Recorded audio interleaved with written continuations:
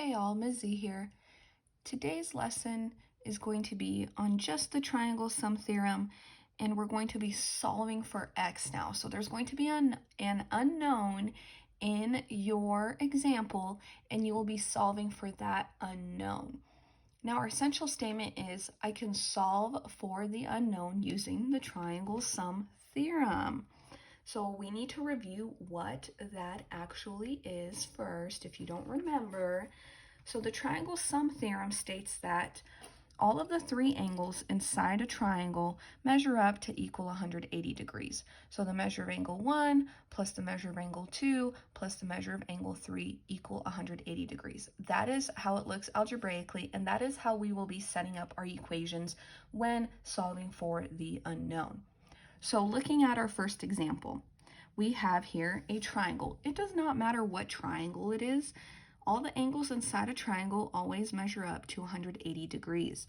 So all we know is that this angle right here is 75 degrees. This angle is 67 plus x, and this is x plus 52. So what do we do? Well, we have three angles, so let's go ahead and set up our equation. We know that these three angles in this triangle equal 180 degrees. So set up your equation. We have 75 plus this angle, x plus 52, plus this angle, 67 plus x, equal 180 degrees. All right. So this looks really long, but let's go ahead and try to tackle this problem. Okay, draw your line. Now, before we can move on, we have to combine our like terms. So here we have just a number, so I'm going to go ahead and circle that. Here we have just a number, so I'm going to go ahead and circle that. And here we have just a number, and I will circle that. Okay, next we're going to move on to the variables. I will put a different shape around my variable x. There's a square. Okay, here's an x, so I will box that as well. Okay, now combine the same shapes. So we have 75 plus 52 plus 67. Now, if you need to use a calculator, go ahead. All right, it does not matter. Go ahead, use a calculator, do it the long way. So all of those numbers added together equal 194. Okay, so I'm going to go ahead and write that. Next, we have an x plus an x, which equals 2x. Positive 2x is equal to 180. And now this is just a two-step equation. Okay, draw your line down the equal sign, find the side with the variable, find the number not attached to the variable, and perform the opposite operation. Now remember, I wanted to remind you, if you get a negative number when you solve for x, that's totally fine. You can have a negative x, but you cannot have a negative angle. Okay, 180 minus 194, super important to make sure you do this correctly, equals negative 14. All right. And then we bring down what we did not use. Sorry, that goes away because that equals 0. So we have 2x is equal to negative 14. The last step is usually to divide by the number in front of x. So that becomes a 1, so that goes away. But whatever you do to one side, you must do to the other. So what does x equal? X equals negative 14 divided by 2, which is negative 7. And I'm going to go ahead and box my answer. All right. So we just solved for x. Now, if I were to ask you, why don't you go ahead and tell me what this angle is? Well, what you would do is you would plug in this negative 7 right here and solve for this angle. So actually 67 plus negative 7 is 60 degrees. So this angle right here is 60 degrees. And you would do the same thing for that angle as well. But here I'm just asking you to solve for x. And that is what we did. Okay, so let's go on to the next example. Here we have another triangle. Now, this one's a little bit different. And what are we going to do? Well, okay, that's kind of weird. We know, though, that means that that angle equals what? 90 degrees, okay? And then we have all of our three angles, so we're going to set up our equation. We know again that this angle is 90 degrees, so I'm gonna go ahead and write that in first, okay? 90, and then that's 40, and this is negative 10 plus 5x, so plus negative 10 plus 5x, and all of those angles added up together equal 180 degrees.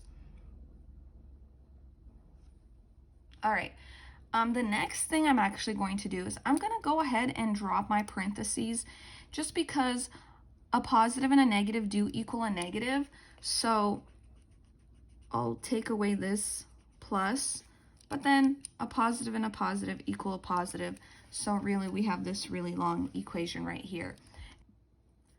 All right, go ahead and combine your like terms. 90 plus 40 minus 10 is equal to 120. And then we just have one variable, 5x, so we'll leave that is equal to 180 degrees. Okay, again, this is just a two-step equation, so go ahead and solve it like you normally would. Find the side with the variable, find the number not attached to the variable, perform the opposite operation. So this goes away. My pen is running out of ink. I'll have to go ahead and throw that away soon. All right, 180 minus 120 is 60 degrees. And then we bring down the 5x is equal to 60. And the last step is usually to divide. When I divide by 5, that becomes a 1, so that goes away. And 60 divided by 5, okay, is equal to 12. So x equals 12. So we know that x equals 12. Now, if I wanted to know this angle right here, I would just plug in 12 right there to find that angle. You can go ahead and do that on your own if that's what you wanted to do. But we're gonna go ahead and move on. Okay, last example. Okay, so big triangle. Let's go ahead and set up our equation. We know that 55 degrees, okay, plus this angle right here, 8x plus 3, plus this angle right here, 12x plus 8, yes, that says 12x plus 8, is equal to 180 degrees, okay?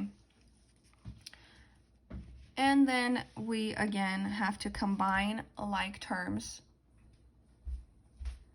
So here we have just a number, here we have just a number, and here we have just a number. And then we have a variable right here, and we have one right there. So let's go ahead and combine the same shapes. So 55 plus 3 plus 8 equals 66. So that is 66. And 8x plus 12x is equal to 20x, and that equals 180.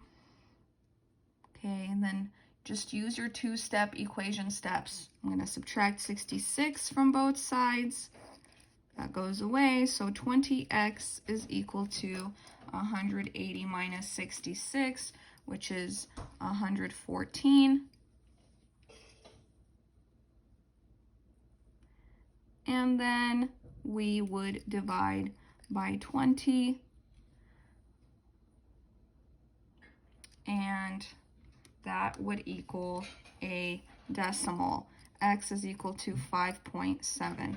All right, if that happens, I was not planning on this to happen. Oops, probably should have checked my examples, but I'm just gonna go ahead and roll with it. If x equals a decimal, that's totally fine. That's what you do. Use a calculator, okay? 114 divided by 20 does equal 5.7, or you can leave it as a fraction. That is also okay, all right? But that's what happens when you get a decimal. Just leave it like that. If you have any questions, please let me know.